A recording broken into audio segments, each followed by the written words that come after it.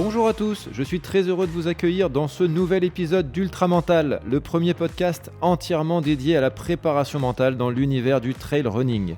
Je m'appelle Pierre Joly, je suis préparateur mental et j'accompagne les sportifs, les entrepreneurs, les dirigeants et plus largement toutes les personnes qui souhaitent maximiser leur performance et exploiter leur plein potentiel.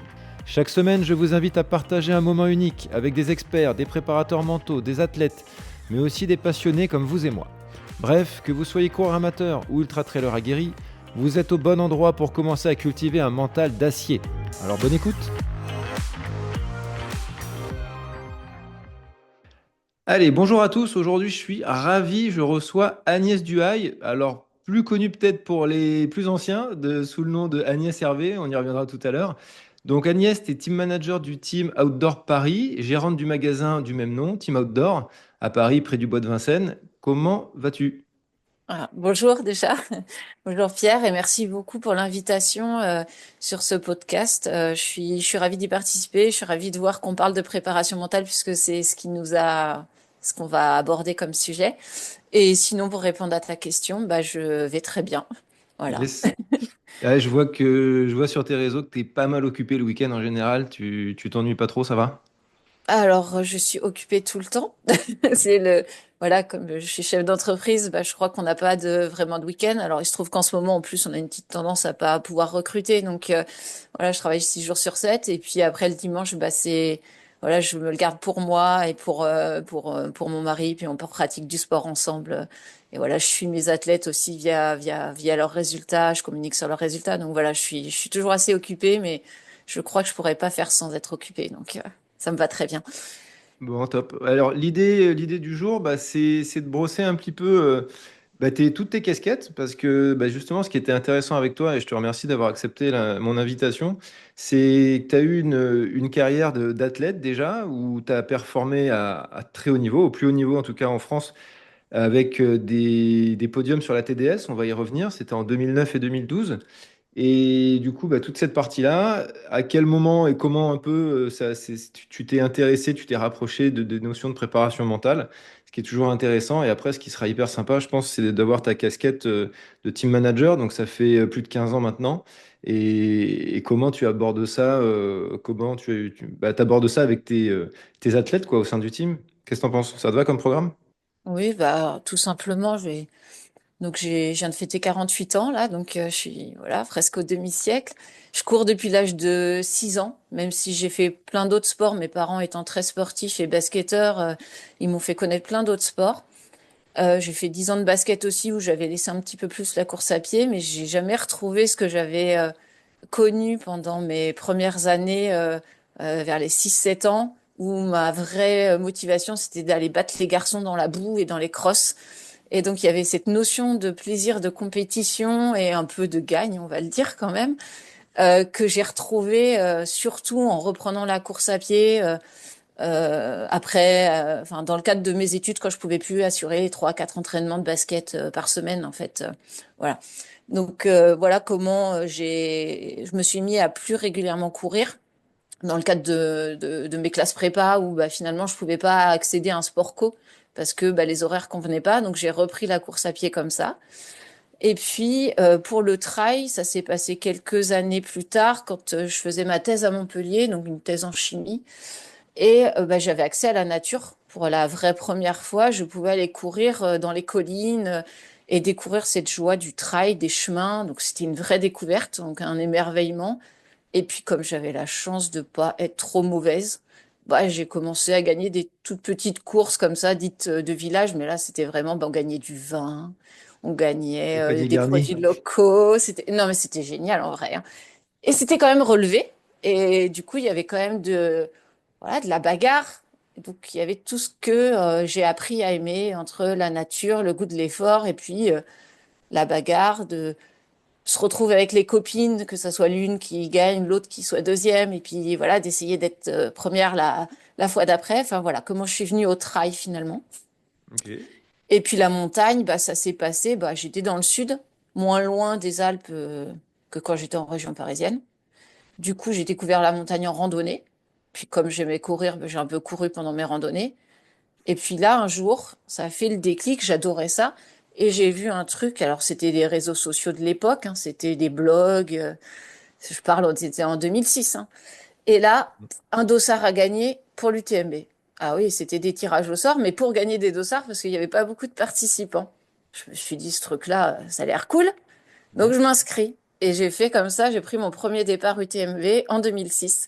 Donc c'était une des premières éditions, quoi, quand même. Ouais, c'est ce que j'allais dire. Ça a 2000, quoi? 2004 ou 2005, non? Oui, parce 2003 qu'ils vont, peut-être. ils vont faire les 20 ans, je crois. 2003 Euh, peut-être, C'était les 20 la ans. Bon, en tout cas, première. ouais. Ouais, ouais. Ah, Donc je voilà regarde ça. comment Ok. ça s'est fait. C'était vraiment fortuit. J'avais jamais couru avec un dossard en montagne.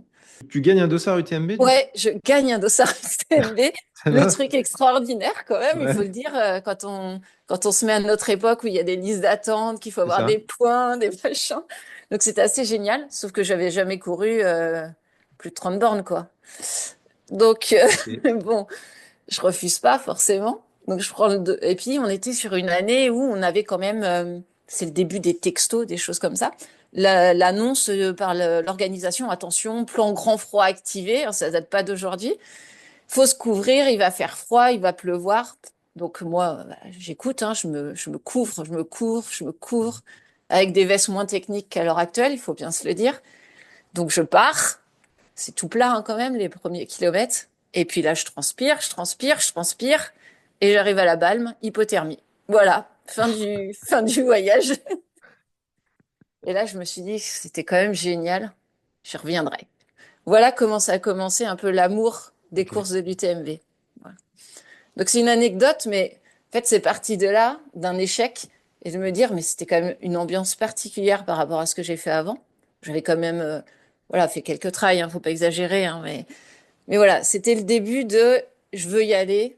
C'est mon objectif, mon rêve, on va dire, plus qu'objectif. Ok. Voilà comment la passion, entre guillemets, UTMB, il y a des détracteurs, il y a des gens qui aiment bien, mais voilà, pour moi, c'était un rêve et je reste toujours assez admirative de cette organisation. Oui, oui, alors l'UTMB, c'est toujours pareil, hein. Dès qu'il y a quelque chose qui grossit un peu trop, bah, c'est normal, hein. On adore le détester. N'empêche Ouais, que n'importe qui, j'ai l'impression que c'est 90% des gens, on particulier. leur donne un dossard, ils y vont en courant. Donc, Ouais. bon, voilà, il n'y a pas de. Moi, Non, j'ai aucun regard là-dessus. Je trouve que c'est une course extraordinaire. Personne n'est parfait. Et c'est une course qui a tiré le trail vers ce qu'il est aujourd'hui, avec des défauts. Bon, bref, ouais, ouais. c'est pas Mais vraiment le sujet. Course extraordinaire dans tous les cas. non, il n'y a pas de sujet. Et puis de toute manière, il y a toujours, chacun y trouve où il veut ce qui correspond à sa personnalité, à ses envies, à ses motivations, quoi. Oui, il y a plein d'autres trails pour ceux qui n'aiment pas, il n'y a aucun problème aujourd'hui. Il y Exactement. en a beaucoup, beaucoup, beaucoup d'autres. En tout cas, moi, c'était la passion est née là, en fait, Ouais. de cette course. En fait, ça m'a donné envie de m'investir plus dans l'entraînement, de revoir ma façon de m'entraîner, d'avoir un objectif à long terme, non pas de passer à des courses comme ça un peu partout, mais de viser un seul objectif dans l'année. Donc voilà, j'étais partie là-dessus. Voilà. Ok. Voilà comment ça s'est passé. Donc Et 2007, je me réinscris, je finis la boucle sans être performante, on va dire, au nom. Enfin voilà, je finis, je suis plus 33e femme, donc sur l'UTMB, donc ouais. 100 miles, quoi, 170 Ouais. à peu Ouais, près. alors à l'époque, ouais, ça devait être 168 et des brouettes, je Ouais. crois. Voilà. Donc voilà, je finis mon premier, pas mon premier ultra, parce que on parlait de préparation mentale tout à l'heure. Mais le premier petit truc, alors c'est pas de la prépa, mais c'est un des outils qui est utilisé, c'était lors de, donc j'avais quand même fait pour repréparer cet UTMB, je me suis dit, je vais quand même faire un autre truc avant quand même, je vais pas y aller la fleur au fusil comme ça. Et je me suis inscrite sur un trail en Mauritanie avant Ok. que le pays ferme. Donc c'était en 2007. Et des amis à moi que je considère comme mes parents du trail, qui sont organisateurs, qui étaient organisateurs de toutes les courses de l'Essonne, des premières courses nature de l'Essonne. Donc monsieur, madame de Lautal, pour pas les citer, organisaient un trail de 200 kilomètres en Mauritanie. Genre, on était 20 participants. Et on était hyper chouchoutés parce que tous nos ravitaux étaient ramenés. Tous les 20 kilomètres, on avait un ravito perso qui nous attendait. Donc c'était hyper, on va dire, rassurant pour moi de participer à ça avant de faire un UTMB où on était plus en autonomie. En tout cas, à l'époque, voilà, j'étais en Oui, autonomie, il y enfin avait moins presque de monde, effectivement, en 2007. un C'était. petit peu moins. Mais on Ouais. avait quand même les assistances et tout, hein. En 2007, hein, c'était très professionnel déjà. Hein. Faut s'en rendre compte. On s'en rend pas forcément compte maintenant, mais voilà. Et donc j'ai fait ce trail-là. Et bah, ça s'est pas hyper bien passé physiquement parce que j'ai eu mal au pied au bout de 30 bornes. Mais il y avait eu un discours de l'organisateur, de Jean-Pierre, qui avait dit de toute manière, aux 100 km, la course allait gagner. Donc moi, mon objectif, c'était d'arriver aux 100 km. Après, je savais que rien pouvait, enfin, j'irais au bout. Enfin, c'était quelque chose que je m'étais dit. Je m'étais répété ça dans ma tête. Donc, bah, au 20e, où j'ai toutes mes ampoules, les pieds brûlés et tout, je dis, bon, bah, allez, dans 20 km, on est au 40e. On est presque à mi-course, puisque au 100 km, c'est gagné. Et j'ai progressé comme ça en me répétant le mantra, allez, plus que 20 km, dans 20 km, c'est gagné. Puis je suis arrivée au centième. Alors là, j'étais explosée, hein, de partout. Puis j'aime pas me plaindre. En plus, moi, je dis, voilà, j'ai fini uniquement parce que mentalement, je savais que ça devait être fini, en fait. C'est-à-dire j'étais déjà arrivée. Donc j'arrive au centième et ils me disent, bon, l'équipe médicale me dit, Agnès, t'as quand même les pieds brûlés. Bon, on est dans le désert, hein. C'est normal d'avoir les pieds brûlés. Il faisait chaud, la nuit il faisait froid, le jour il faisait chaud. Et là, Jean-Pierre, il me dit, bon, fais attention quand même, on va voir avec l'équipe médicale. Je dis, écoute, Jean-Pierre, tu m'as dit qu'au 100 km, la course a été gagnée, moi, je continue. Et c'est comme ça que j'ai commencé à me donner des mantras, des pensées positives, même si, quelque part, j'avais mal aux pieds, mais tout allait bien. Je m'alimentais, je découvrais des paysages merveilleux, j'ai dormi au pied d'un chameau. Donc, c'était quand même extraordinaire. Donc, finalement, grâce à un mantra, à des pensées positives, un discours interne positif, bah, j'ai réussi à aller au bout parce que, alors en marchant, hein, je Et courais plus t'as beaucoup, hein. découpé ta course également, quoi. Bah, plus la fin, en fait. La fin, je le Jusqu'au découpais plus. centième, en tout cas. Jusqu'au centième, je Ouais. découpais ma course. Et la fin, en fait, je vivais l'instant présent. En... Et finalement, les douleurs aux pieds, bah, je les ai ressenties beaucoup moins sur la deuxième partie de course que sur la première. Ce qui est assez extraordinaire quand même, le pouvoir du mental. Bah oui. Et voilà comment j'ai appréhendé cette notion de voilà de discours interne positif, d'ancrage un peu via une phrase ou dire bah c'est fini là, donc tu profites maintenant, te prends pas la tête sur le reste et de sentir les douleurs peu à peu, bah, moins les sentir tout simplement au profit de l'émerveillement de ce que je rencontrais. Alors toujours avec l'espoir de finir sous les 60 heures, hein, parce qu'il y avait les 65 heures, pardon. Il y avait quand même une idée chrono. Moi, je peux pas trop m'en départir. Donc voilà. Mm. Voilà comment est arrivée vraiment cette notion-là sans que je puisse mettre des mots dessus, en fait, hein. Ouais, de manière complètement naturelle, bah, c'est super. Inconsciente. Ouais, Mm. c'est hyper intéressant. C'est Voilà. génial. Du coup, ouais, tu fais. Ça, c'est en gros, c'est ta prépa, c'est ça, Ouais, c'était pour juste appréhender? psychologique, voilà, psychologiquement d'avoir fait un trail long avant de me relancer sur un truc où j'avais vécu un échec, en fait. Ouais, C'est-à-dire ok. d'aller chercher du positif, me dire je suis capable de le faire et de prendre le départ d'un UTMB en me disant, mais de toute manière, tu as fait ça. Donc si tu as fait ça, tu pourras faire moins grand, moins long, même si c'est pas le même dénivelé, c'est pas du tout les mêmes conditions, mais mentalement, j'avais besoin de me rassurer sur quelque chose. Ouais, alors je reviens juste un tout petit poil en arrière. Parce que tu passes de quand même, bah, tu gagnes ce dossard à l'UTMB, donc il faut aller se faire 100 miles. Tu fais des courses, globalement, c'est quoi? C'est des courses qu'on connaît tous, entre 20 et 40 kilomètres à peu près? Oui, C'est ce que tu faisais avant? exactement, j'avais fait un challenge, un des premiers challenges trail qui était organisé par Marc Andrieux, qui est malheureusement parti, qui était un grand fervent du trail dans le sud-ouest de la France, enfin dans le sud de la France, et qui avait organisé le challenge du sud-ouest de trail. Et du coup, je m'étais inscrit à un trail qui était 30 km, qui était la Sotaroc, et puis le sien qui était le Loup-Trailou. Et puis je me suis dit, bah tiens, je vais organiser ma saison autour de ce challenge. Donc j'ai commencé à jalonner ma saison comme ça, en me disant, bah, Ouais. j'ai trois trails. Alors à côté de ça, je faisais plein de courses, hein. Moi, j'ai du mal à me focaliser sur un seul truc. Ouais, j'ai toujours fait plein de choses. Moi, j'ai besoin de faire du vélo, j'ai besoin de faire de la piste. Enfin, j'avais besoin de faire du 3000 sur piste. Je peux pas me focaliser que sur l'ultra. Moi, je deviens dingue si je fais ça et je m'ennuie trop. Donc, j'ai toujours fait plein de choses. C'est-à-dire que j'avais, oui, trois trails dans la saison avec cet objectif-là. Mais à côté de ça, j'allais quand même faire mes interclubs parce que j'avais besoin de retrouver mes copines. J'allais faire les crosses parce que pour moi, c'est la discipline de la course à pied. Faire du VTT parce que ça me permet de faire autre chose. Voilà, j'avais une saison, et encore, même quand je faisais voilà, l'UTMB ou la TDS, j'ai toujours eu besoin de faire autre chose. J'ai jamais pu me focaliser sur un seul objectif, même si c'était l'objectif premier. J'ai besoin de voir d'autres choses, quoi. Et d'autres personnes, et d'autres gens, et d'autres cultures. Et Ouais, bah, voilà. c'est ce que je trouvais intéressant justement.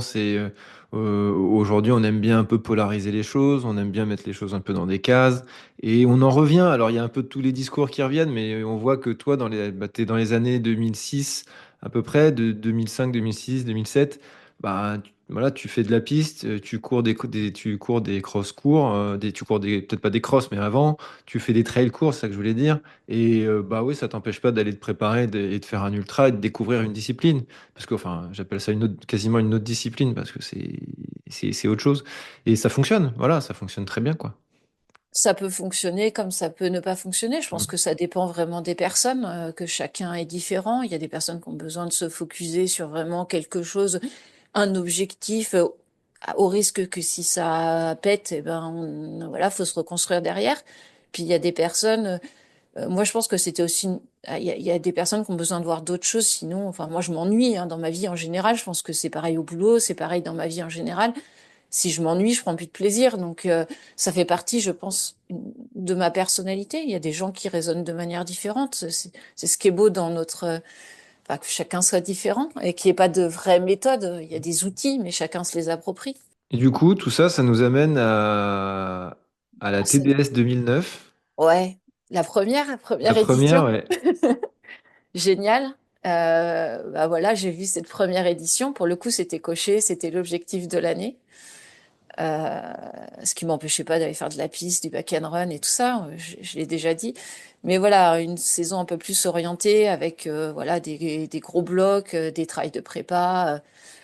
Et puis bah, sur je connaissais pas, hein, honnêtement, je connaissais pas on va dire, j'ai pas envie de dire haut niveau parce que je connaissais pas ce niveau-là. Moi, enfin, je découvrais ce niveau-là. En fait, je me retrouve aux avant-postes d'une course que j'ai préparée, certes, mais bon, j'avais jamais été, on va dire, performante au niveau classement sur ce genre de manifestation où il y avait des Fernanda Maciel, athlète pro, où il y avait Oui, c'est pour ça que tu peux dire haut niveau, hein, même si tu es très modeste, voilà, tu peux y aller. une Kim Gaylor qui était athlète North Face pro.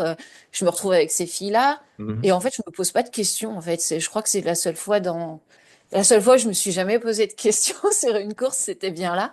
Et Mhm. ça a marché en fait. Alors j'ai fait une petite erreur d'aiguillage qui m'a foutu dedans et qui m'a peut-être on refera jamais l'histoire, mais peut-être valu la victoire. Mais ça a peut-être voilà, je redescends sur la Balme au lieu de continuer au col du Bonhomme, donc ça m'a valu un petit détour de 30-40 minutes gratos. Ok. Et voilà, et du coup je me retrouve troisième, je donne tout ce que j'ai pour revenir deuxième, et puis là il y a Fernanda qui est quand même très très forte devant. Je reviens, mais il me restait pas assez de temps et de kilomètres pour refaire mon retard, même si je revenais. Et puis voilà comment j'ai goûté à mon premier podium, on va dire. Sur une course de l'UTMB sans vraiment avoir conscience où j'étais, ce que je faisais. Et même si j'étais consciente que j'essayais d'aller gagner, hein, mais voilà. Et puis voilà comment j'ai vraiment été compétitive pour la première fois sur, on va dire, une grosse manifestation. Ça a fait quelque chose, justement, en toi, de voir ça, de te rendre compte de ça, ou... Ah ouais, j'ai dit, bah, la prochaine fois, je la gagne.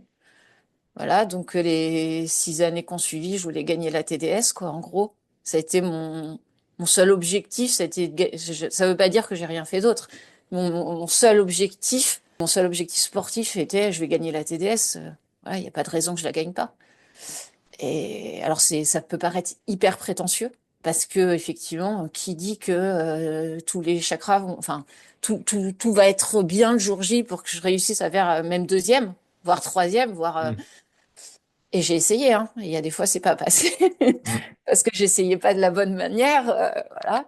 Mais voilà, ça peut paraître prétentieux, mais je sais pas, j'avais envie en fait. C'était un objectif. J'avais envie de me réaliser via cette course pendant laquelle vécu mes premières émotions très différentes de ce que je vivais avant. Ouais, alors je pense, alors après, moi, c'est que mon avis, hein, mais on est que deux là à échanger.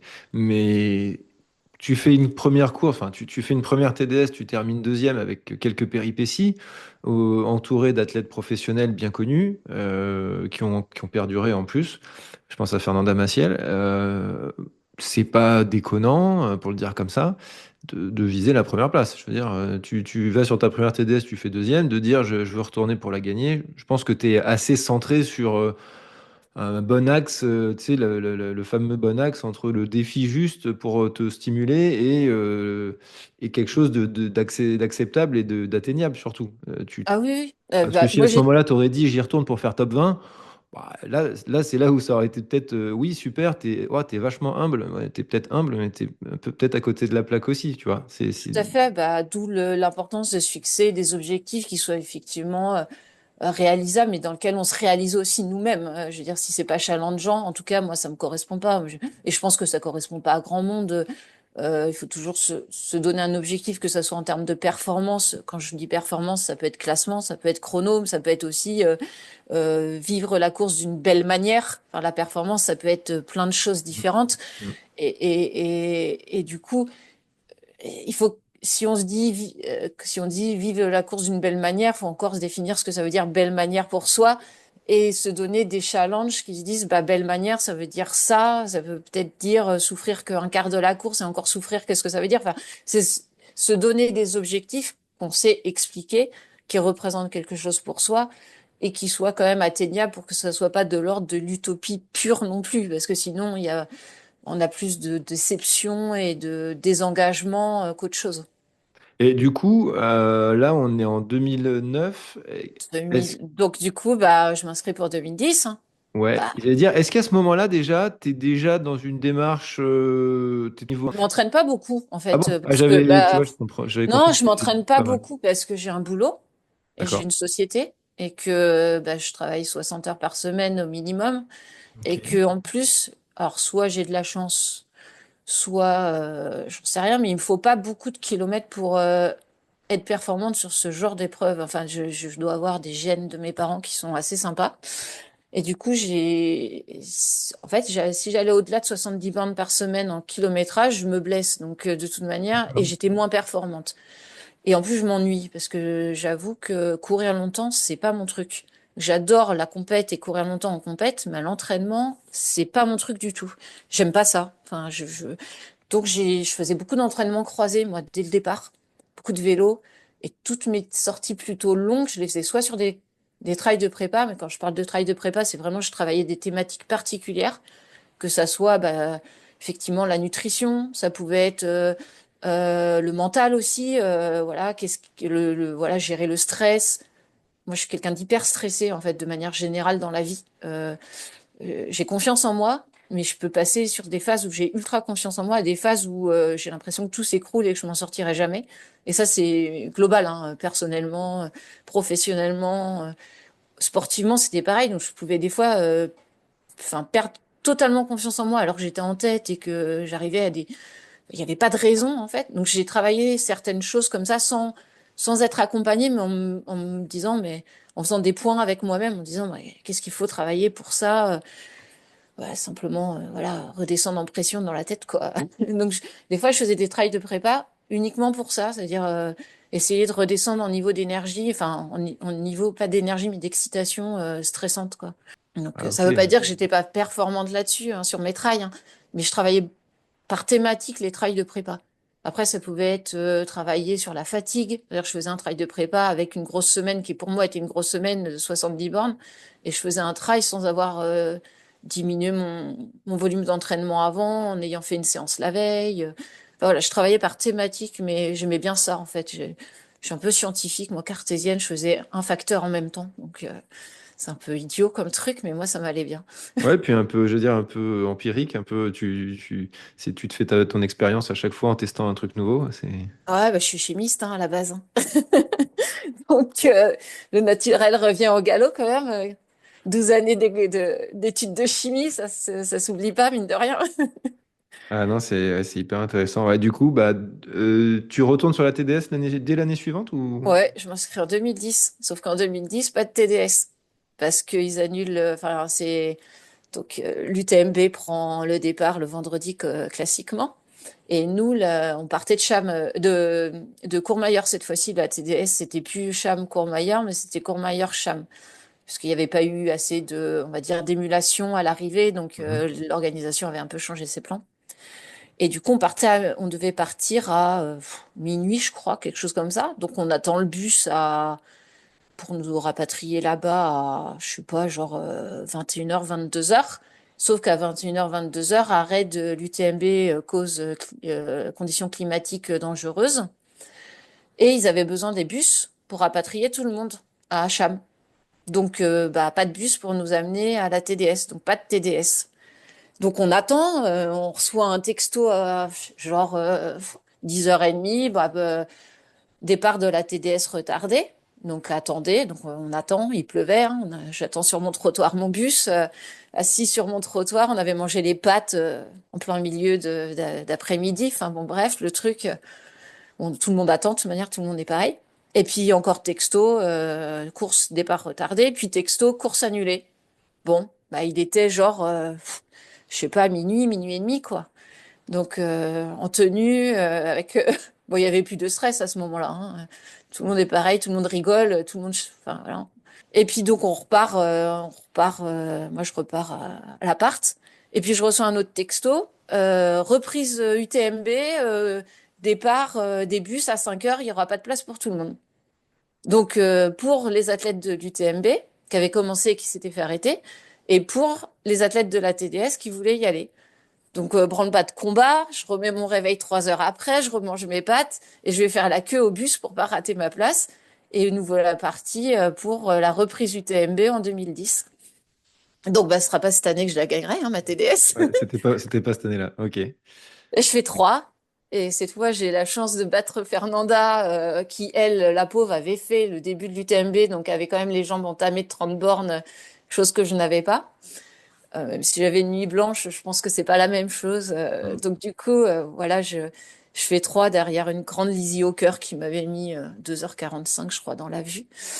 Donc voilà, mais j'ai la chance de encore goûter à un truc extraordinaire qui est l'arrivée de l'UTMB en tant que première française. Mais je crois que Mhm. j'ai jamais eu une émotion aussi forte, même quand j'ai gagné la TDS en fait. C'est juste génial. Et là, j'ai pas eu à mettre en place en fait, j'ai vécu ma course dans le flot total. J'ai rien fait pour. C'est juste qu'il y avait zéro stress parce que c'était pas prévu, c'était pas anticipé. J'avais découpé ma course mentalement sur la TDS. Bah là, ça servait plus à rien parce que c'était pas le même parcours. J'ai eu la chance d'être accompagnée par des personnes qui accompagnaient, qui faisaient l'assistance de d'autres filles que je connaissais pour avoir fait le TTN avec ces filles-là du Team ASICS, et qui m'ont fait l'assistance bénévolement parce que j'étais toute seule et qui voyaient que j'étais toute seule en tête avec des filles qui avaient de l'assistance et que moi j'avais rien. Et j'ai vécu la course sans avoir à mobiliser de ressources mentales, rien du tout, sauf un peu à la fin parce que j'avais la trouille qu'elle me rattrape quand même, Fernanda. Voilà Ouais, comment c'est passé. Donc il n'y a énorme. pas eu trop Extraordinaire. il y a pas eu trop de voilà de mise, enfin de mental là-dedans à part un peu le stress de gérer, on va partir, on va pas partir, mais finalement, il n'y a pas eu, voilà, j'ai pas eu à mettre en œuvre des ressources mentales plus que ça, à part profiter de ce qui nous était offert de pouvoir vivre, en fait. Est-ce que c'est pas juste, je lance ça comme ça, mais le fait qu'il y ait tout ce truc la veille, on n'y va pas, donc ça a dû créer forcément une espèce de pic de stress et de redescendre derrière, où au bout d'un moment, bon, bah, c'est annulé, c'est foutu, et du coup, tu te redétends complètement, quoi, et puis, ah, finalement, on a la possibilité de courir. Bon, bah, cool, on y va, et du coup, Ouais. tout le stress est derrière toi, quoi, en fait, et tu vas Ah, juste tout à courir. fait. Tout à fait. Moi, je l'ai remarqué enfin, on va le voir un tout petit peu après, mais se mettre un objectif qui est réalisable, atteignable, on travaille ça quand on travaille en préparation mentale. Je l'ai fait avec Pierre pour un autre sorte de discipline. On se met des objectifs, on découpe la course et tout. Et ce qu'il faut voir avant tout, c'est que ça dépend aussi de chacun. C'est-à-dire qu'il y a un moment donné, si le niveau de stress il est trop élevé, on utilise ces techniques de préparation mentale pour chacun acquérir des habilités mentales différentes. Moi, c'était surtout pour gérer ce stress-là parce que ça a été un facteur. je me mettais un objectif qui était atteignable, mais mentalement, j'avais du mal à le gérer, en fait. Mm. Et dès que j'ai été dans une situation qui me décalait finalement de tout ce que j'avais anticipé, ben, j'y arrivais mieux. C'est paradoxal, c'est-à-dire que je travaillais mentalement pour arriver à des choses, mais quand le contexte est différent, finalement, même si à l'entraînement, je préparais des choses mentalement, en plus de mon entraînement, on va dire, d'aller faire des tours de piste, d'aller faire des sorties longues, d'aller faire des sorties vélo, je mettais en place des choses, je découpais mes cours, je me fixais des mini-objectifs, j'avais mon ancrage pour diminuer mon niveau de stress, j'avais tout ça. Mais mine de rien, là où ça s'est le mieux placé, c'est quand j'étais hors contexte de tout ce que j'avais anticipé. Ce qui est assez paradoxal, hein. C'est rigolo quand même quand j'y pense, quoi. Ouais. Ouais, ouais, bah c'est paradoxal et en même temps, je trouve que ça a du sens dans ce sens où ce que je te disais, t'es en liberté, quoi. Enfin, quelque part, on t'enlève tous les repères, donc du coup, je sais pas, tu fais au feeling et juste courir. Enfin, en tout cas, Ouais. dans le cas dont tu viens de nous parler. Ouais. Ok, ok, ok. Donc belle expérience. Suivant, Et, 2011, t'y retournes ou c'est 2000 j'y retourne, c'est chaque année? l'objectif Ok, numéro un, chaque année, chaque année. ok. 2011, j'y retourne, donc je joue devant, cette fois je prends des risques, je mets en place ce que j'avais pris. Enfin, quand je dis préparation mentale, j'étais pas accompagnée, hein, vraiment, je m'étais, renseignée, j'essayais de faire avec mes moyens, moi, de m'approprier des techniques que j'avais lues dans les livres. Je pense qu'on commence tous par là au départ, puis faut voir, hein, 2011, la préparation mentale, on n'en parle pas beaucoup non C'est ce plus, que hein. j'allais te dire, il n'y avait pas grand-chose, il y avait pas de médias qui en parlaient. Dans le trail Ben, running, déjà, c'est un sport naissant, donc on en parlait juste pas. on en parlait surtout de psychologie du sport à l'époque, hein. On parlait pas trop de préparation mentale, on parlait de psychologie du sport notamment pour les athlètes professionnels, hein. C'était surtout eux qui étaient concernés par ça. C'était surtout des psychologues du sport. Alors, il y a aussi des psychologues du sport qui font de la préparation mentale aujourd'hui, hein. Ça, il y a différents corps de métier qui relativement à cette discipline, mais enfin, on identifie si on a un peu on essaye quand même de se connaître, si on a un objectif comme ça, on est quand même. Enfin, moi, j'ai essayé de voir où étaient mes faiblesses quand même, et ma faiblesse c'était clairement de stresser trop. Enfin, voilà, de toute manière, on identifie ça aussi professionnellement, on Mm. identifie ça dans la vie de tous les jours aussi. C'est quelque chose qui est assez enfin, je sais pas, en tout cas pour moi, c'était un facteur inhérent à toute ma vie, en fait. Ça veut pas dire que j'avais pas confiance en moi, c'est ça qui est différent. Souvent, on parle de stress et de manque de confiance en soi, mais c'était vraiment des choses dissociées. Et du coup, j'y retourne, je prends des risques, et puis voilà, je prends trop de risques, je pars trop vite. C'était une année pas favorable il faisait 40 degrés à Bourg-Saint-Maurice, je supporte pas la chaleur, donc j'ai pas mesuré le risque pris par rapport aux conditions. J'ai pas su remettre en question mon schéma. Donc voilà, je vais pas dire un malaise. En fait, je fais une tétanie géante de tout mon corps. Donc j'avais tous les muscles de mon corps qui ont crampé dans la montée juste après Bourg-Saint-Maurice. On m'a arrêté. Je me suis arrêtée moi-même. En fait, je pouvais pas continuer. 2012, une année catastrophique. Je faisais du duathlon à l'époque, je faisais des grands prix de duathlon avec mon club de tri. Et puis je m'étais blessée sur une sortie, je sais plus trop comment, je me rappelle plus trop. J'ai pris vachement de poids. Je suis arrivée, je sais pas, je faisais 66 kilos, je crois, à la TDS. Il me fallait mes points pour pouvoir, parce que les points étaient arrivés, hein. On pouvait pas gagner un dossard au tirage au sort tous les ans. Et il me fallait quand même y aller pour gagner mes points pour recommencer l'année d'après. Donc, je vois avec mon entraîneur, je lui dis, est-ce que j'y vais pas, comment j'y vais? Puis il me dit, écoute Agnès, tu vas chercher tes points, tu t'en fous du résultat, t'avances et puis t'arrives et puis tu vas tes points et on recommence l'année prochaine, quoi. Il faisait le temps idéal pour moi, il pleuvait, il faisait froid. J'y allais sans pression. Je me suis retrouvée à être cinquième, quatrième, troisième. Et puis, voilà, il y avait Juliette Blanchet qui était juste devant. Je me dis, Juliette, quand même, Team Vibram, c'est ce qu'elle fait et tout. Sauf que Juliette, contrairement à moi, elle a pas de bol, elle aimait pas la pluie, elle aimait pas le froid. Et moi, j'aimais ça, donc je pense que psychologiquement, ça a vachement joué aussi. Et puis voilà, je passe en tête, oui, avant d'arriver sur les comptages, je crois. Et puis voilà, je gagne, et tout s'est bien passé. Simplement, ouais. Je gagne, quoi, avec mes 66 kilos Contre pour quoi? 1,66 m. C'est quoi ton poids de forme? En trail, c'est plutôt 58, 59. Oui, donc tu n'avais pas que 1 ou 2 kilos dans trop. Ouais. Ah Ok. non, j'étais bien. Alors à la fin, j'avais plutôt mon poids de forme hein, parce que j'avais pas réussi à trop m'alimenter. Ok. Mais ça a été génial. Et voilà, je gagne, mais voilà, sans pression, sans rien, sauf la seule pression que j'ai eue. Et là, pour le coup, j'ai eu à faire remonter un petit peu ce que j'avais travaillé, ce qui était quand même assez plaisant. De se dire que j'avais pas fait des exos enfin des exos, et certains exercices de respiration, d'ancrage auditif. Surtout, moi, je travaille beaucoup avec l'ancrage auditif parce que ça me parle bien. Pour rien, enfin pour rien, non, parce que je l'utilisais dans ma vie de tous les jours. À un moment donné, je casse mon bâton. Et moi, sans mes bâtons, je suis rien. Enfin, vraiment, je suis vraiment très mauvaise en descente. Et mes bâtons, ça me fait une deuxième paire de jambes. Et du coup, j'ai commencé à péter un câble quand je casse mes bâtons. Et du coup, j'appelle mon entraîneur. Je lui dis, mais là, c'est foutu. C'est foutu, c'est fini, j'ai perdu. Il me dit, tu te calmes, mets à profit ce que tu as travaillé. Tu vas y arriver, elle est loin derrière, elle avance pas plus vite que toi, calme-toi, respire. Donc là, je me suis assise, enfin assise, ouais, 30 secondes, je crois. J'ai respiré parce que j'ai vraiment besoin de baisser mon niveau d'énergie qui était vraiment, enfin, je faisais n'importe quoi en fait. Je me cassais la figure toutes les 5 mètres. Enfin, j'avais plus de bâton, mais je faisais Il y avait n'importe trop de tension, quoi. quoi. C'était plus possible. Je faisais n'importe quoi en fait. Ouais. Je m'appartenais plus. En fait, c'est un sentiment de tout nous échappe en fait. Hmm. Voilà.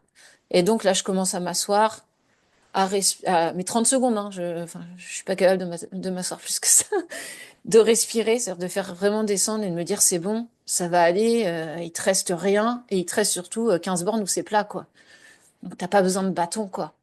Puis t'en as un, il mesure un peu moins qu'avant, mais t'en as quand même un. Au pire, tu utilises un bâton d'1 mètre et ça ira bien, quoi. Alors j'ai eu Ouais, un petit coup franchement, de. en 30 secondes, sincèrement, tu as réussi à te remobiliser, à retrouver Ouais, une je dis 30 ressource, quoi. secondes, c'était peut-être une minute, hein, j'en sais rien. Oui, on va dire, ouais. Franchement, j'étais dans un tel état d'excitation. Déjà, je me suis arrêtée à appeler mon entraîneur parce que Oui, je savais déjà, que déjà, c'est vrai que j'ai pas relevé, mais je aujourd'hui, pétais un câble. ça paraîtrait Ouais. fou de faire ça, quoi.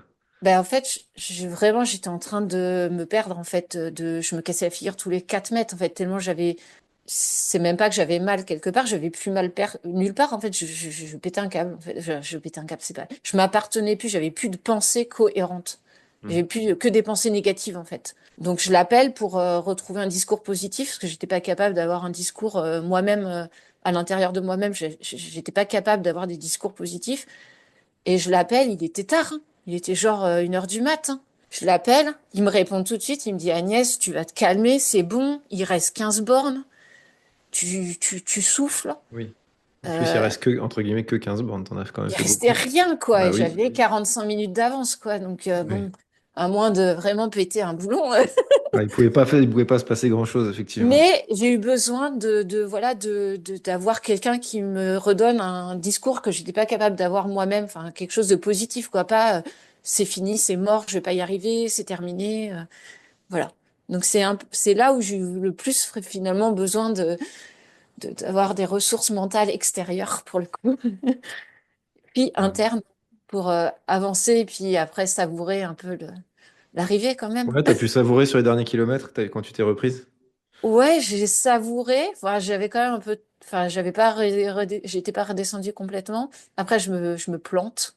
Heureusement, j'avais un de mes clients qui était là, qui me dit Agnès, t'es pas sur le bon chemin. Tu prends la route, il faut prendre la toute petite route qui est au-dessus.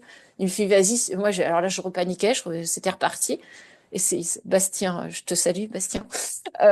Et il me dit suis-moi, je te fais remonter sur la bonne route. Donc, il me refait. Alors, c'était à 20 mètres, hein.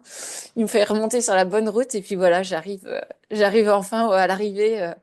Mais voilà, j'avais quand même perdu un certain nombre de mes moyens, peut-être la peur de gagner aussi. Ouais. Ok, Mais bah dis donc, quelle aventure? ouais, enfin c'est entre guillemets assez banal, hein. Je pense qu'on vit tous ces périodes-là, hein. Non, non, non. Oh, quel que soit son Gagner niveau, une je pense qu'on. TDS, c'est pas banal. Ça fait partie quand même de. Oui, on le vit à un Non, mais certain ces niveau, aventures, mais les... la performance avec bah, soi-même, on vit ces genres de, oui. de, de craintes, de crises de panique. Et alors, je suis d'accord et pas d'accord parce que oui, on vit tous à son niveau de stress, l'anxiété, on peut avoir ces moments-là, mais quand la peur de gagner, ça arrive pas quand tu es 55e ou 320e. Tu vois ce que je veux dire? Le poids d'une gagne, c'est quelque chose que, voilà, c'est pour ça aussi qu'on aime les discours comme d'écouter ces histoires-là aussi, parce que on essaye de se projeter, on essaye de comprendre. Enfin, je dis on, je me mets dedans parce que moi, ça, c'est pas mon, je suis pas dans le cas d'être écrasé un jour par le poids de la victoire. Mais par contre, ça m'empêche pas d'être anxieux et stressé avant une course, même une course toute bête à côté de chez moi. Je vais pouvoir perdre mes moyens bien comme il faut et foirer ma course alors que j'y vais pour le plaisir. Et je suis tellement stressé, je suis tellement anxieux, je suis tellement excité par l'affaire que je perds mes moyens, quoi. Oui, c'est en ça que je disais que tout le monde peut vivre des Tout fois à des fait. périodes où on est complètement envahi par le stress, des pensées un peu, soit plus de pensées du tout, ce qui est pas enfin, ce qui peut être bien, mais ce qui peut être pas bien aussi, ça dépend Mhm. dans quelles conditions on est, soit des pensées totalement négatives. Enfin, voilà, c'est des choses que je pense que tout le monde peut vivre en fait, et des choses qui peuvent se travailler à l'entraînement parce qu'on parle de course, mais ça peut être très bien avant une séance VMA. Moi, je sais que là, en ce moment, je fais plus de piste parce que j'ai tellement de pensées négatives qui m'envahissent que je Ah peux ouais. plus aller affronter un chrono. Ah Donc, ouais. je fais pas mal de séances de VMA, mais autrement. J'ai trouvé ces ressources-là parce que de toute manière, j'ai pas été capable de gérer même mentalement cette prise de risque et voir des chronos chuter parce que bah, forcément, ma VMA va pas s'améliorer. Donc voilà, je pense qu'il y a des fois, on peut mettre des ressources mentales en place et il y a des fois, la ressource mentale, c'est de dire quel est le biais, qu'est-ce que je peux faire différemment pour pas être confrontée à une situation que je suis pas en mesure de canaliser en fait. Ouais, ok. Et du coup, bah, justement, je rebondis sur ce sujet-là. Bah, ton objectif, entre guillemets, tu m'as dit c'était l'objectif de vie à ce moment-là, gagner la TDS. C'est Ouais, aligné, c'est fait, c'est ouais, bouclé. s'il vous plaît. Il se passe quoi après? Tu continues à Ah, tranquillement. bah, j'ai fait l'erreur de vouloir essayer de refaire la TDS en me D'accord. disant, bah, sauf qu'en fait, je l'avais déjà gagné, quoi. Et je me suis retrouvée, c'était quand? Oh, je me rappelle même plus, 2014 peut-être. Donc je repars et tout. Et puis là, en fait, zéro émotion, zéro. Donc il y avait Maud Gobert qui était en tête. Je commence à revenir. Maud, elle avait des soucis gastriques et tout. Je rentrais, j'étais bien, j'étais partie correctement, j'avais une super assistante, j'avais mon mari qui était là. Et en fait, je m'ennuyais. Et j'ai honte de dire ça. Et j'ai eu honte très longtemps de dire ça. Très très longtemps, j'ai pas dit pourquoi j'avais arrêté. J'ai dit que voilà, j'avais des soucis gastriques. Mais en fait, je prenais zéro plaisir. Et je me suis dit, mais qu'est-ce que je vais aller passer la nuit là-dedans parce que j'aime pas courir la nuit. Je me suis dit, mais déjà que c'est dur là, mais il y a 2 jours. Et là, j'ai dit, bon, tant pis, je peux pas là. Et c'est en train de se coucher, je peux pas affronter la vie, la nuit, je peux pas. J'arrête. C'était un endroit horrible où il y avait aucun moyen de venir me rechercher. C'était affreux. J'ai eu froid parce qu'il faisait très chaud. Du coup, j'avais beaucoup transpiré. Moi, je crains la chaleur. Et là, j'ai appelé mon mari, je lui ai dit, écoute, j'arrête, j'ai pas envie, je peux pas. Tout le monde était derrière moi, tous mes clients, ils attendaient beaucoup, il y avait beaucoup d'attentes. J'avais honte. J'ai mis quoi, 5, 6 ans avant de dire j'ai arrêté parce que je m'ennuyais, quoi. J'avais pas le feeling, j'avais pas le.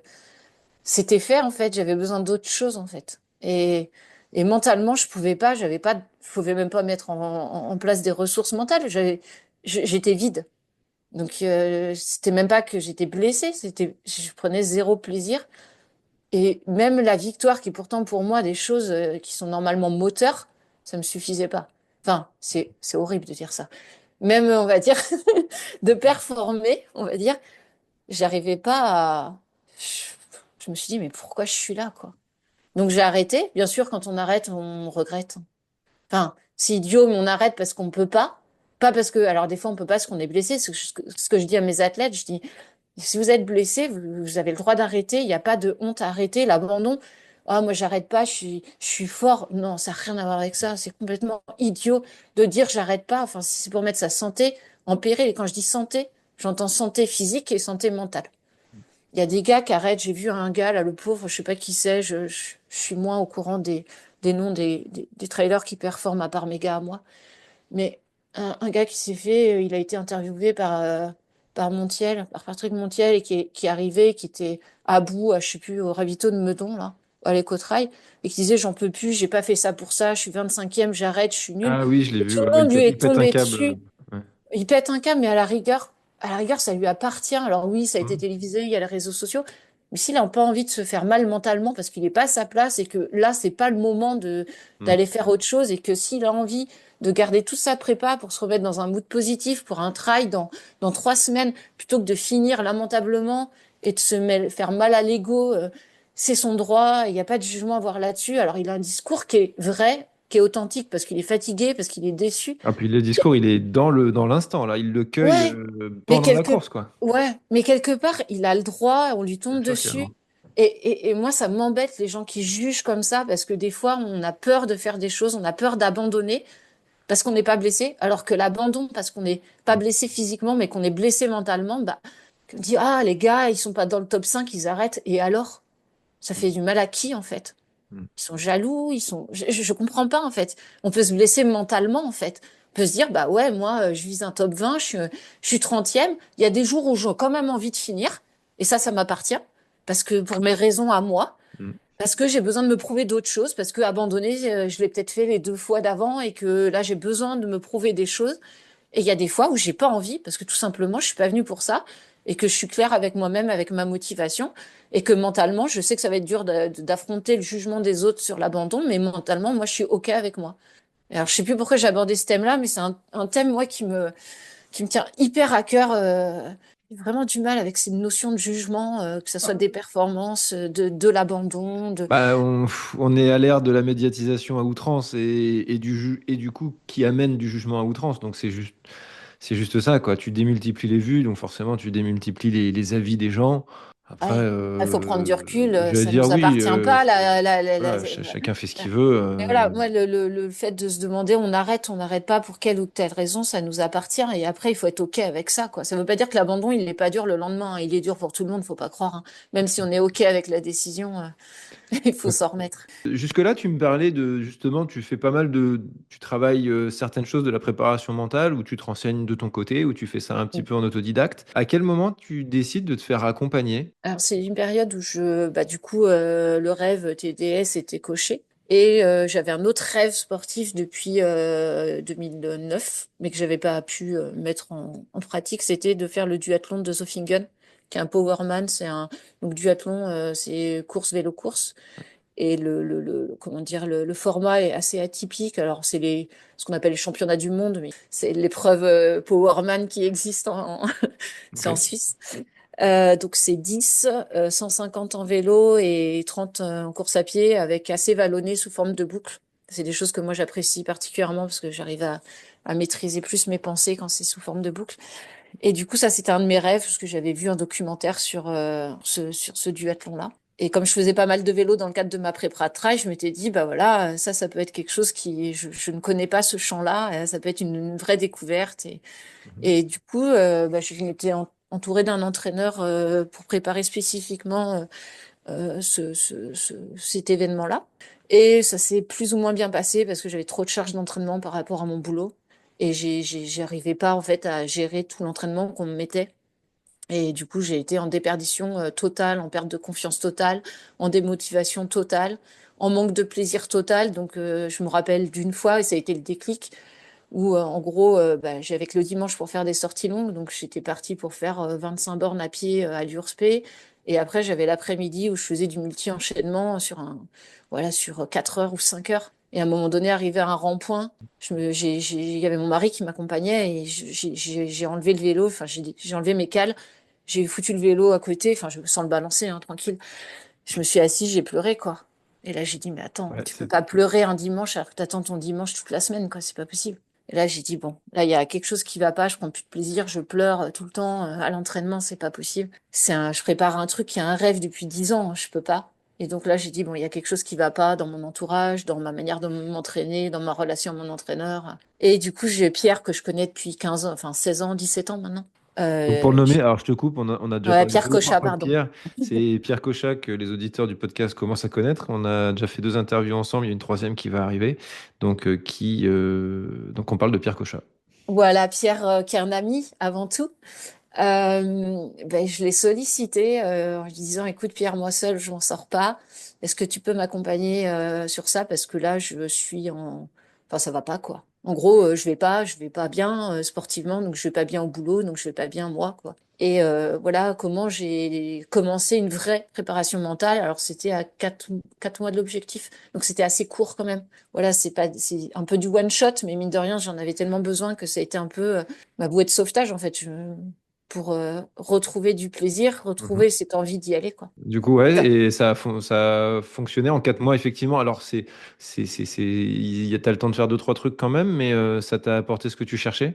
Ah, ça a apporté déjà enfin de revoir mon entourage et de prendre des décisions que j'étais pas capable de prendre seule, c'est-à-dire de me dire quels étaient mes objectifs, effectivement Zofingen peut-être, mais aussi mes objectifs plus de motivation aussi, qu'est-ce que j'allais chercher dans mon sport, qu'est-ce que j'avais perdu, qu'est-ce que j'allais aller chercher, qu'est-ce que je voulais retrouver si j'avais perdu des choses et comment je voulais les mettre en place. Donc, moralité, voilà, j'ai décidé de reprendre un entraînement par moi-même, de m'entraîner à ma façon, sans me mettre de pression, de planning, de coaching, voilà, de retrouver une indépendance au niveau de l'entraînement, parce que finalement, ça me mettait une charge mentale qui était trop forte pour ce que je pouvais supporter en plus de mon travail. Voilà, moi je faisais ça en plus des 60-70 heures par semaine selon les semaines. Donc je crois que ma plus grosse réussite, c'est d'avoir su gérer ça, des grosses semaines et d'avoir pu courir à un niveau assez correct en même temps. Je crois que c'est ma plus grosse fierté quelque part quand même. Et voilà, j'avais perdu ça en fait, aussi le plaisir, mais aussi l'envie de travailler même en fait. Donc c'était critique. Donc voilà, j'ai repris un entraînement par moi-même et ça, j'étais assez angoissée par le fait de rompre un contrat avec mon entraîneur parce que je suis assez fidèle moi à mes engagements. Donc, il m'a aidé aussi à prendre les bonnes décisions, à avoir le bon discours et être OK avec moi-même par rapport à ça.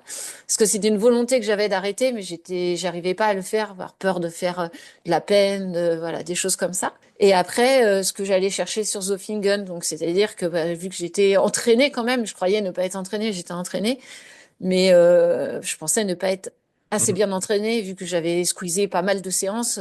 Donc c'était de me redonner en confiance, travailler sur ma confiance, découper la course en plusieurs objectifs, analyser la course, la préparer parce que je pouvais pas la reconnaître alors que voilà une TDS je l'avais reconnue plusieurs fois pour me tranquilliser par rapport à ça. Mais c'était visualiser la course, regarder le profil, découper en fractions, regarder les barrières horaires parce que j'étais angoissée par des barrières horaires. Pierre, on rigole toujours, mais Oui, j'allais dire, ouais, ouais, enfin en vélo, c'est pas pareil quand même, hein. pourquoi Mais pas. voilà, ouais. Et du coup, j'étais hyper angoissée par les barrières horaires. Donc, on a fait tout un travail sur les barrières horaires, la confiance en soi par rapport aux barrières horaires, ce que je faisais un entraînement en moyenne en vélo, sur le même profil. Enfin voilà, beaucoup de travail comme ça. Également sur des exercices de respiration pour diminuer le niveau de stress au départ, parce que je savais que de toute manière, j'aurais le droit, comme à tout objectif coché dans le calendrier. Donc voilà, on a travaillé vraiment pas mal de choses en un temps express, en fait. Et de l'ancrage, mais que je faisais déjà un petit peu avant pour des fois réussir à m'endormir. C'est tout bête, mais voilà. Des fois, j'ai 10 personnes dans ma tête avant de m'endormir le soir et ça m'empêche de dormir. Et on sait bien que ce soit pour le boulot ou pour le sport, le Mhm. sommeil est très important. Et donc voilà, j'ai quand même mis en place aussi certaines choses pour pouvoir bien dormir aussi. Donc avec Pierre, trouver les bons canaux comme l'ancrage auditif, certains mantras positifs aussi, des discours internes positifs, voilà, des choses comme ça qu'on a travaillé qui paraissent tout simples, mais des outils hyper importants et qu'on peut s'approprier, qu'on peut essayer d'aller chercher soi-même avant d'entamer une démarche d'accompagnement en préparation mentale. C'est un premier pas, je trouve, de s'intéresser à ces outils-là, même si j'encourage des gens qui sont des fois un peu perdus, de contacter des professionnels et de leur faire confiance. Donc ça s'est très très bien passé. Enfin, je crois que j'ai même, à part au départ où j'ai dû diminuer mon niveau de stress avec ce que j'avais travaillé avec Pierre, après, je crois que je me rappelle même plus de la course, en fait, tellement c'est passé vite. Je crois que Pierre a plus vécu la course que moi parce qu'il faisait des suivis live sur Facebook. Moi, je crois que j'ai vécu de l'extérieur ma course, ce qui était assez extraordinaire, très perturbant, mais très extraordinaire. Voilà. Ouais, et ça s'est bien passé? T'étais heureuse de cette Bah, en course? fait, ouais, j'étais super heureuse parce que, en fait, bah, j'ai remonté tout le long, même sur des endroits où je pensais pas être forte. J'ai géré ma course bah, sans mettre forcément des objectifs de chrono, même si j'en avais un. Voilà, ça fait partie de ma nature. Mais en fait, j'avais un objectif de chrono et j'ai jamais regardé ma montre. C'est ça qui est rigolo. Et en fait, j'étais tellement dans dans le flow, en fait, j'ai jamais regardé ma montre et j'ai regardé ma montre quand je suis passée sous, enfin, j'ai même pas regardé ma montre parce que sous l'arche, il y avait le chrono. Et c'est comme ça que j'ai vu mon chrono. Et je trouve ça extraordinaire, en fait, d'avoir vécu une expérience comme ça. Je crois que c'est la plus belle expérience de ma vie, quoi. Qui est liée forcément au travail de préparation mentale que j'ai fait, on va dire vraiment, pour le coup, en étant accompagnée. Ouais, sachant que 4 mois plus tôt, t'étais Ah au bout ouais. du rouleau, quoi. Ouais, Donc c'est j'étais au quand bout du même. rouleau. Mais j'avais pas 10 kilos en trop, mais j'étais au bout du rouleau. Ouais, Donc c'est, ouais, voilà, je remercierai jamais Pierre. Ah, c'est un ami, hein. Je veux dire, Pierre il est venu à mon mariage. Voilà, c'est un ami avant tout. Et quand on dit qu'on peut pas mêler amitié et suivi, bah, je suis un parfait exemple qu'on peut le faire. Pierre, les professionnels, ils sont assez professionnels pour pouvoir dissocier deux choses. Et voilà, ça s'est très bien passé. Donc moi, ça me rassurait que ce soit un ami. Donc il y a pas de dogme par rapport à ça non plus. Moi, ça me rassurait. Voilà, j'ai du mal à me confier un peu. Donc ça, mine de rien, il y a quand même un travail de confiance à avoir. Enfin, il y a de la confiance sûr. à avoir vis-à-vis de son préparateur mental. Et la confiance, c'est aussi se confier. C'est confier ses faiblesses, ses forces, savoir dire je me sens forte là-dessus. C'est pas forcément évident que quelqu'un comprenne ça. Donc, faut avoir confiance. Et moi, que ça soit quelqu'un qui soit un ami, bah, ça m'a facilité cette ouverture à la discipline qu'est la préparation mentale. Et du coup, bah, alors à ce moment-là, ça restait encore, ça commençait à arriver, mais ça restait assez marginal. Ah si, Aujourd'hui, quand bah, même. ouais, bah, c'est dans les années Ah 2000. là, Zofingen, 2017, Ouais. 2017, ouais, 2018, Zofingen. Donc 2018, si, quand même, hein. Bah, quand moi je dis marginal, c'est pour expliquer le terme, c'est le côté quand ça arrive sur le grand public. Quand c'est comme un peu la préparation physique, tu sais, prendre un coach pour préparer un objectif. Jusqu'à encore quelques années, les grands amateurs dans lesquels je me mets, ça viendrait même pas à l'esprit de se dire je vais prendre un coach pour préparer un objectif, j'ai pas le niveau, machin. Il y avait plein d'injonctions comme ça, t'as pas le niveau, t'as pas à prendre, c'est pour les élites, c'est réservé à ceux qui vont être devant, etc. C'est devenu justement au contraire Oui, hyper ouais. répandu de pouvoir, voilà, je veux préparer la diag, je prends un entraîneur pour un an et puis finalement on reste avec, etc. C'est en ça que je dis la prépa mentale aujourd'hui, quand on parle aux athlètes, et c'est pour ça, bah là, je voulais savoir un petit peu ta vision de manager de team. Donc, ton Mm. team, il a une quinzaine d'années, on va dire. Donc, tu l'as ouvert Bah, le magasin, il est de 2009. Et donc, j'ai 2009. monté mon team directement avec le magasin en 2009. Déjà, la première raison, c'est que c'est un vecteur de communication extraordinaire pour une société, d'avoir un team performant d'athlètes qui porte ses couleurs. Mine de rien, ça s'appelle du sponsoring. Mais ça fait aussi partie de ma personnalité, c'est-à-dire que ça soit cette communication soit véhiculée via la performance. Parce que pour moi, ouais, de la communication via les réseaux sociaux, on est tous obligés actuellement d'en faire. Mais la performance, pour moi, reste à mes yeux une valeur qui est la mienne. Donc, je voulais que que ça corresponde à mes valeurs. Et la deuxième chose, ça s'est venu un tout petit peu plus tard, c'était de pouvoir, avec mes capacités, c'est-à-dire voilà, si je peux amener une structure, un accompagnement à des personnes pour les faire progresser grâce à une émulation via une structure, via une communauté.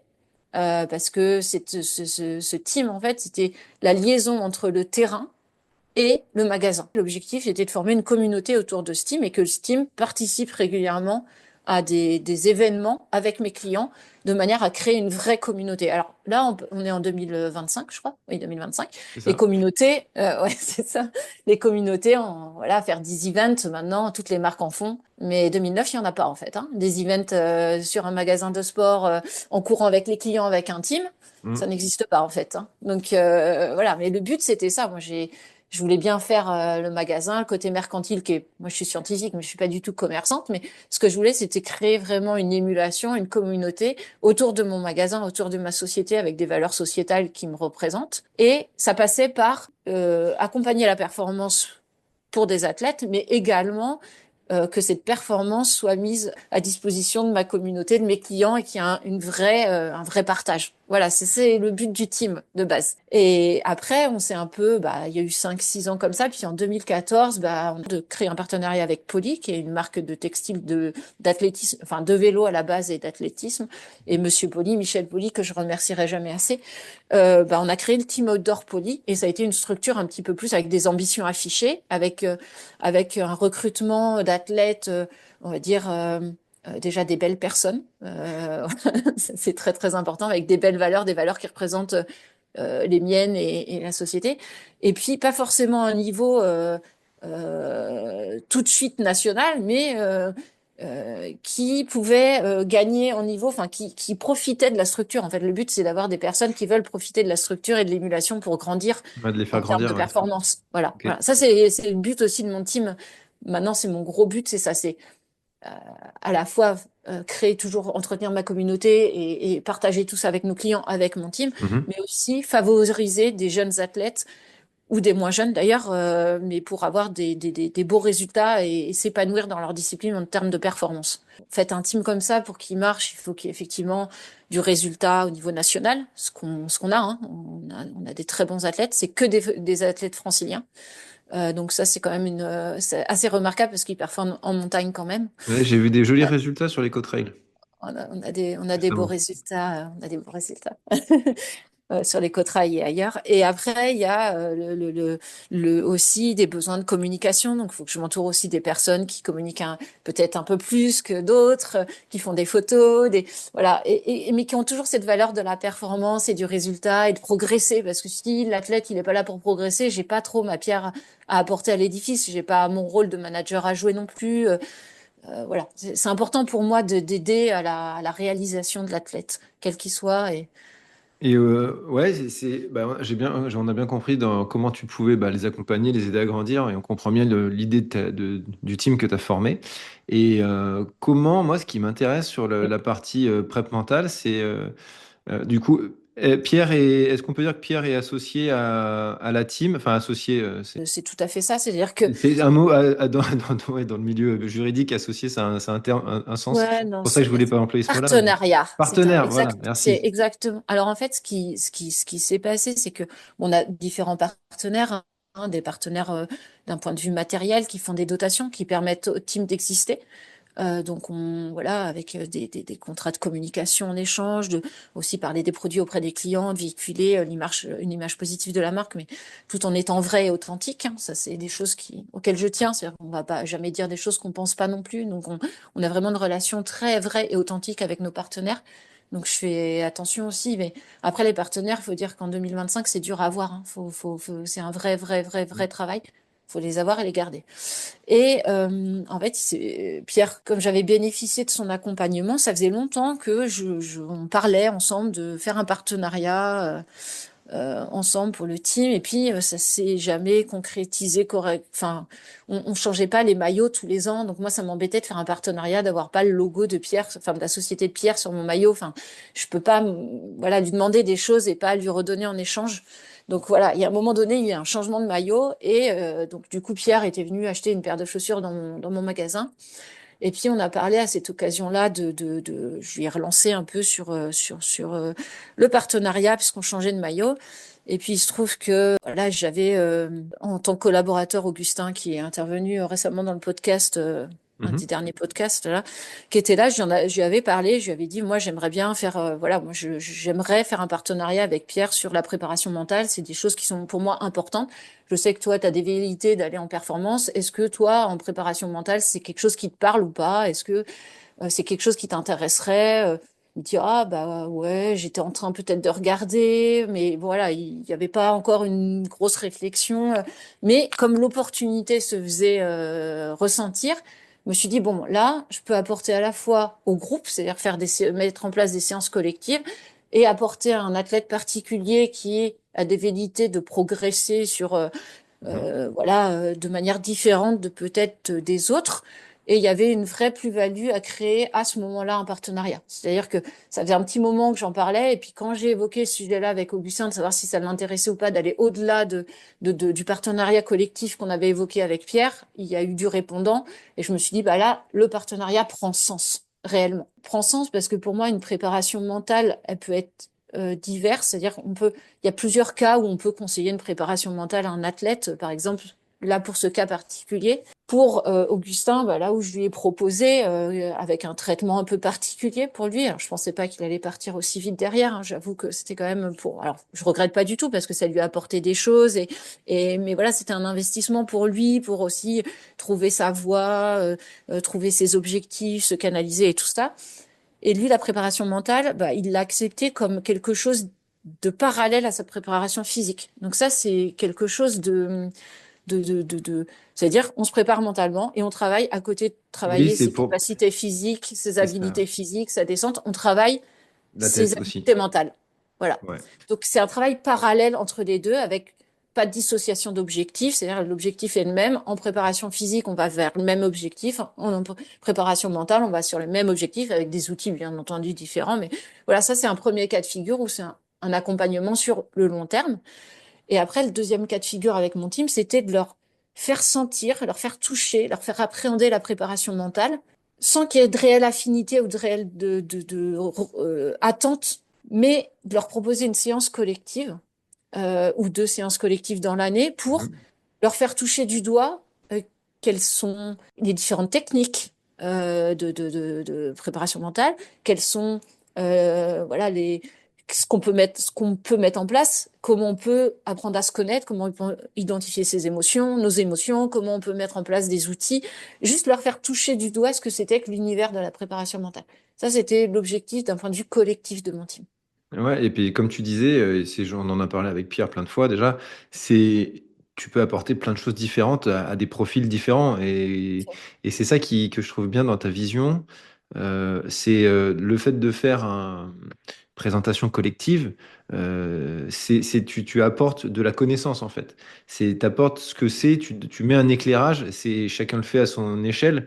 Moi, à mon échelle, c'est pour ça que j'ai fait ce podcast, c'est pouvoir que les gens sachent que c'est vraiment. Et avant de pouvoir dire, moi, j'en ai pas besoin, voilà, ou peu importe la raison, savoir déjà pourquoi, qu'est-ce que c'est, à quoi ça sert et à qui on s'adresse. Et ben, au final, on s'adresse à quasiment tout le monde. Tu vas t'adresser autant à quelqu'un de surstressé qui perd ses moyens avant une course qu'à quelqu'un de super lax qui est complètement, qui est tout mou et qui ressent pas la pression et à qui il faut mettre une petite dose de stress ou de stimulation. Enfin, bon, là, je donne voilà, Bien sûr. Oui, mais de c'est grands tout à fait extrêmes. ça.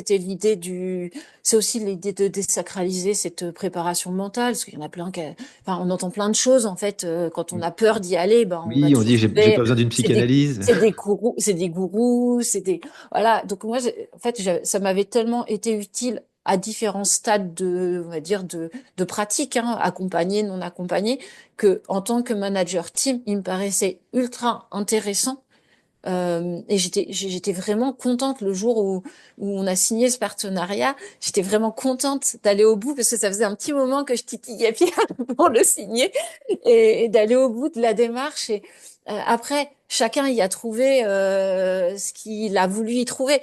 Mais moi, je suis contente en tant que manager team et je serais encore contente si on arrive à remettre une autre séance en place cette année parce que finalement, 1 heure et demie, on n'a rien fait. Enfin, on n'a rien fait. Si, on a fait beaucoup.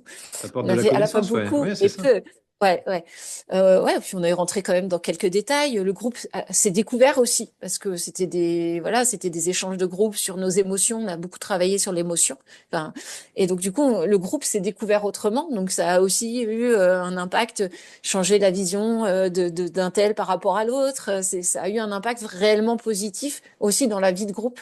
Donc c'était assez extraordinaire comme expérience et j'aimerais, Pierre, si tu m'entends, remettre ça rapidement. Il va t'entendre. Il m'entend. Et, je suis curieux c'était quoi le retour de tes athlètes à ça, au global, enfin, si tu as des anecdotes. Ouais, très hétéroclite comme Ouais. retour. Enfin, certaines personnes sceptiques, plus sceptiques au départ, on dit bah ouais, c'est théorique, mais il manque de la mise en application. Bon, enfin, en 2 heures, 2 heures et demie, on peut quand même pas faire beaucoup de mise en application, hein. Donc le but c'était d'éveiller la curiosité, c'était pas de faire une séance. On va pas ramener à 3 heures un suivi de 6 mois ou d'un an d'un athlète, quoi. C'est pas possible. Ça, c'est compliqué. Il y en a beaucoup qui m'ont dit bah c'était hyper intéressant, je pensais pas que c'était ça la préparation mentale. Il y en a d'autres qui m'ont dit bah c'est trop abstrait pour moi. Voilà, c'est pas quelque chose. Je sais pas si ça m'intéresse ou pas. J'ai une personne Hmm. qui m'a dit je sais pas si ça pourrait m'intéresser ou pas. Je sais pas si j'en ai besoin ou pas. Donc déjà de se poser la question si j'en ai besoin ou pas, c'est déjà pas mal, je trouve. Ouais. C'est, Ouais, il y ça rentre a, dans le champ déjà, dans le champ de réflexion, quoi. bah, Augustin, clairement, bah, lui, c'est comme ça qu'il a commencé sa relation et son suivi personnel avec Pierre. Hein. Donc, ne le cachons pas non plus. Il y a au moins une personne pour qui il y a eu un effet immédiat, c'est Oui. d'être accompagné. C'était pour Augustin Carrardi. Bon, moi, je suis persuadée que effectivement, il y a enfin, je sais qu'il y a d'autres personnes qui, à un moment donné, on a parlé de la gestion des émotions, des choses comme ça eh ben, on se rappellera, même si ça a duré 2 heures et demie, on se rappellera de ce qu'on a dit. C'est-à-dire que peut-être que sur le vif, sur le lendemain, le surlendemain, il n'y a pas eu peut-être de tilt, mais arrivé à une course, si on se retrouve dans une situation qu'on a évoquée, il va peut-être avoir un retour à ce moment-là. Donc voilà, c'est un peu comme les testings chaussures. Moi, je fais faire des testings chaussures pendant mes événements. Ben, j'ai pas forcément la personne qui vient me l'acheter le lendemain ou à la suite. Par contre, 3 mois après, on dit, ah, j'ai été quand même bien dans la chaussure. Ben, c'est un peu pareil, en fait. Il faut prendre du recul sur des informations. Et des fois, c'est quand on est en situation qu'on se dit, ah ben ouais, là, en fait, j'ai évoqué ça pendant la séance qu'on a fait avec Pierre. Et ben là, peut-être que j'aurais besoin d'eux.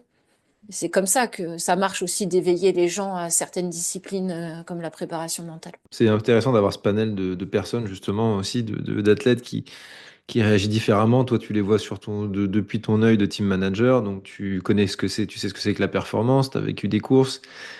C'est hyper intéressant. On a fait un bon tour. Est-ce que tu as quelque chose que tu souhaiterais aborder dont on n'aurait pas parlé? Bon, je pense qu'on a abordé pas mal de choses. Hein. Ça fait plus d'une heure là. Ouais, c'est J'ai dépassé pas ce dépassé. que je t'avais dit. Non, bah non. Après, je trouve ça, voilà, moi j'encourage tout le monde à au moins bah, écouter les podcasts, déjà, c'est une première chose parce que je pense que ça rend accessible et ça désacralise, démystifie aussi un petit peu cette discipline. Enfin, je sais pas si on peut parler de discipline qui est la préparation mentale, mais je trouve que pour les avoir tous écoutés, tes podcasts, je trouve que c'est assez riche en enseignements.